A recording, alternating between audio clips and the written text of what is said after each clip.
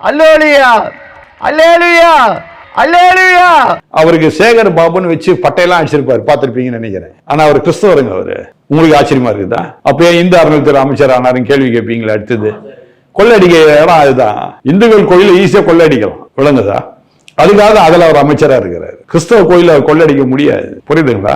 அதனாலதான் கிறிஸ்தவராக இருக்கிற அவரு மனதளவுல அவர் கிறிஸ்தவர், வெளி அளவுல அவர் என்னது இந்து. அவர் தானே முதலமைச்சரோட மனைவியை எல்லாத்துக்கும் அழைச்சிட்டு போறாரு, எல்லா கோயிலுக்கும் எல்லாம் செய்வாருங்க.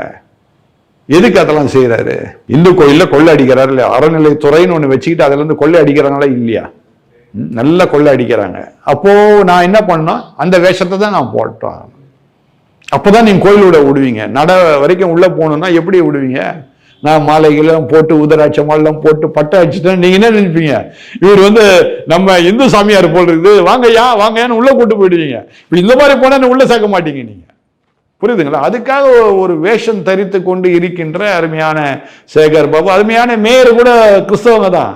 ஆனா கிறிஸ்தவன் சொல்லிட்டா மேயர் பதவியே போயிடும்.